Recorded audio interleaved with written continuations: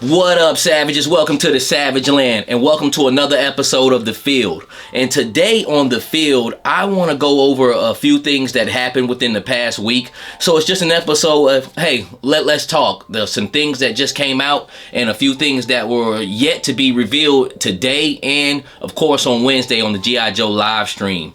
Valafair was this weekend, which started on Friday, Saturday, and today. I'm recording this on Sunday, so I don't really have anything for Sunday, and as far as Friday and Saturday, I'll do a run through of pretty much what they showed. I'm gonna try to get everything into it, but I'll try to put some links in the description so you guys can go and check out wherever I seen it at. So we got Valafair, Toybiz did some news, and Marvel Legends. I just wanted to say a quick thing for them, and then we'll just, basically see what Gijoe could probably do on Wednesday. We all know what they're probably going to reveal, but to me, it's not going to be so joyous they dropped that bomb, but it's still going to be good because you'll actually kind of see a few things that they've been talking about in the past month. So let's start with Valafair. On Friday, they had Articulated Ninja on, and on the 3 Point of Articulation podcast, that's where they launched it off at, and they were just basically talking about doing a bunch of upgrades on the girls, which I still have at Big Bad Toy Store in my pile of loot. I haven't tried them out yet, but they seem like they're straight. But they did a bunch of upgrades to the girls as far as giving them secondary heads where they're expressive and yelling, and then they also showed off some gear packs. They had some new females also, Desert Riot, and another Riot Gear, I believe, female. There's also a new female character called Gemini that they've done. So it was really a female heavy day. But as far as the girls with the upgrades, people are already feeling them. They have a bloody licking face upgrade for Pandora.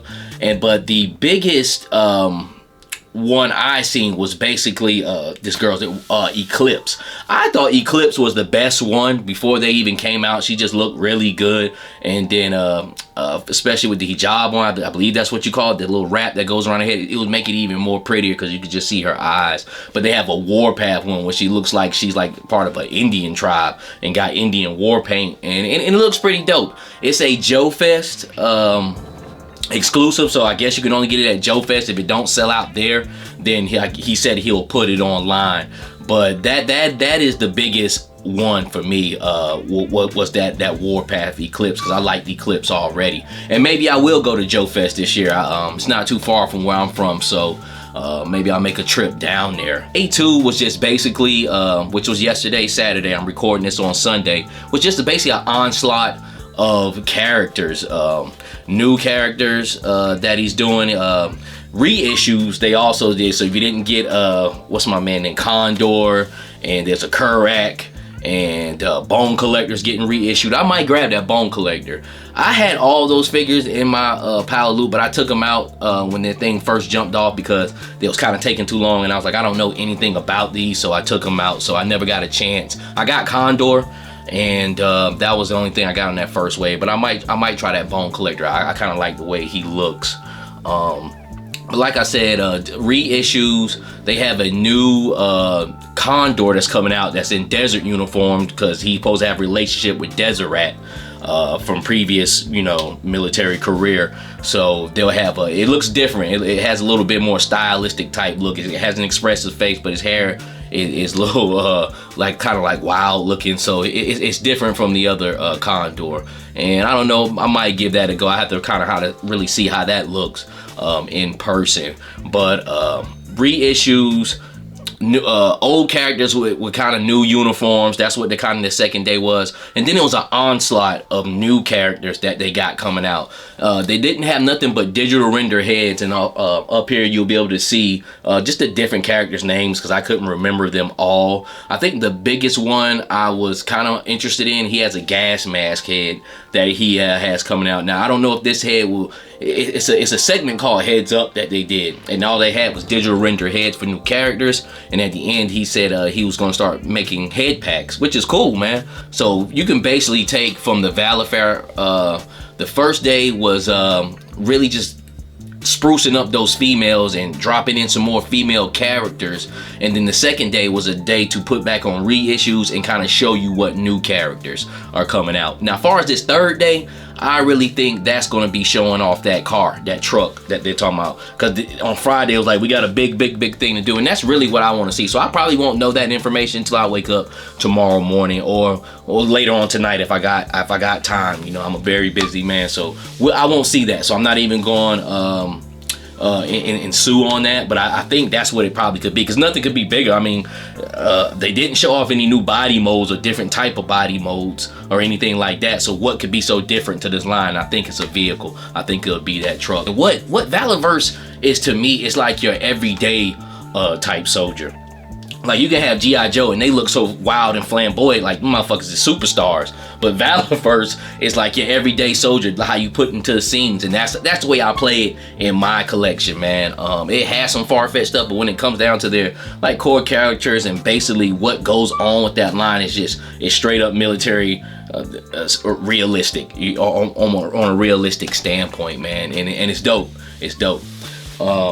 Let's move on to Toybiz. Now, I seen this from Soulkeeper Saturday morning. I really don't watch his channel. I was just YouTube surfing, because hey, I'm not gonna front. I sit up and watch everybody's shit. Okay, I'm not gonna say like, oh, I don't watch that. I watch everybody's shit. You know, so I don't even have cable. All I do is watch YouTube. I'm like engulfed in this shit in the past 2 years. That's just a little side note. But Soulkeeper, and it was a thing that said Toybiz is back. I'm like, okay, what are they talking about? So I tuned into his channel, and Toybiz is back. The IP was brought. They have a new basic body mode, and it looks really articulated, and it's really superheroed up and cut. And he said it really wasn't no muscle tone on it. I guess as far as the fiber and strands of muscle, but as far as the bulk, it's a V-shaped, you know, up top, going to some nice thick thighs and legs. Like I said, I watch everybody's stuff, so it almost looks like the body that Anthony's Customs say he always wants. It looks like they're about to give it to you with this Toybiz thing. And the guy has said, Soulkeeper has said, that it's a crash and burn type situation, and it can be, because the way that digital render looks on that body, the way how the smoothness, I'm like, wow, that is almost like a putty body with bendy wire in it. But all these points of articulation, it has 62 points, so double the articulation. Like Toybiz used to boast 32 or 36 points. Now it's double that. So you're looking at a double joint wherever there was already a joint at, and it has articulated fingers. Now the way that digital render looks, it looks like there's bendy wire in the fingers. I don't know if it's gonna have a break there or what, but it's a smooth render. It's not actually anything physical, so it's hard to tell what this thing is. But it has a double toe joint, so you know, the McFarlane toe joint, it has that, and then it has one at the base of your foot too. So that's kind of crazy looking. And then it has a quad ab joint, which will allow you to bend figure over like that, almost like a letter C, perfect with curvature in it too. So I don't know how they're gonna do it, like with all those breaks, but if they can pull it off, it'll change the game. Next we got Marvel Legends, and I just want to give it up for Marvel Legends. Give it up for Marvel Legends. They actually had a string where I was actually interested in at least buying a wave, and the wave is probably that Spider-Man wave. And I know a lot of people not feeling that, and the Miles looks okay, but I actually like that they're all kind of in a one sync color. I don't believe they're a team all together, but I skipped out on a lot of Spider-Mans last year. I did want to buy that 2-pack. I had a chance to buy the Amazing Fantasy Spider-Man. I seen it in Walmart. I just didn't get it, man. It was like $28 or something, man. So, you know, I really don't care. I have those articulated Spider-Mans. I don't have a toe hinge one yet, but I'm thinking about getting this wave so I can get that new Ben Reilly. And then I don't know. It just looks cool to me. I haven't brought a Marvel Legends wave since the Villains wave in 2021. It's been about 2 years since I built a complete wave, and I still might hold it. I didn't go jump and pre-order anything. Let me stop lying. I jumped and pre-ordered Doc Ock, because I had to have those tentacles. They had a lot of good reveals up there. Hulk and Bruce Banner is one I'm probably gonna get, and Iron Man. The Mach 1 Iron Man. I'm actually looking at one right now. Let me just grab it right quick. This is one of my favorite Iron Mans right here. This Mach 1. and they got a new one that's badass. I mean, this thing is tough, man. So I'm definitely getting that. And it just had the pickings were plentiful on that. You don't have to get everything, but there's some stuff up there that you can get. Oh, I'm sorry, guys. I'm so OCD, I had to put that right back. There's some stuff up there you can get, man, for everybody to get, basically. There's stuff up there for everybody to get. And it was good, man. So just giving them a round of applause. So let's get down to the last bit of news. Far as G.I. Joe, the live stream on the 8th, which is Wednesday. I don't know what to expect. I don't expect much, to be honest with you, because you already kind of know. I think they're going to show off the actual physical shipwreck, rock and roll, what's the one, the Copperhead, and there was one more up there that they've been teasing for a while with the renders and stuff, and they should actually have the physical in hand of those figures on Wednesday, and probably give us some digital renders. Well, I think we already got digital renders of Scrap Iron, and everybody, they pretty much showed off the last go around, but I don't expect too much. Maybe they didn't have the physical copies ready to do the shipwreck the last time. That's why they postponed it from February 14th to March 8th, 2023. But who knows? Like I said, I got plenty of G.I. Joe to open. I've opened plenty and still got plenty more. So I'm good right now. You know what? I actually can take probably a little influx of Valaverse. I'm trying to think, like, it's sitting hard up I'm on, but I do want to pick up some more Riot Gear Troopers and things of that nature, man. So, like, far as G.I. Joe, they fed me good. I'm nice and fat and full, and I got plenty to eat on that plate. It's good to see the desserts, though, come along, man, but I don't expect too much. I don't expect too much from G.I. Joe on Wednesday. Whatever I do see, I think I'll be pleased with it and roll with it, because they haven't been missing lately, man. They pretty much on point. And then, speaking of G.I. Joe, I also opened up this movie Snake Eyes for the first time, and actually pretty good figure. Actually pretty good figure. I've been sitting on this figure for a while, and everybody usually had pretty good reviews about it, but when you see that G.I. Joe movie line, it's just like, ew, like you don't want to touch it. But he moves good. The biggest thing is his ball joint in his waist. That thing moves really good. You can really crank him on out. He has good head movement, as far as articulation, as far as head wise.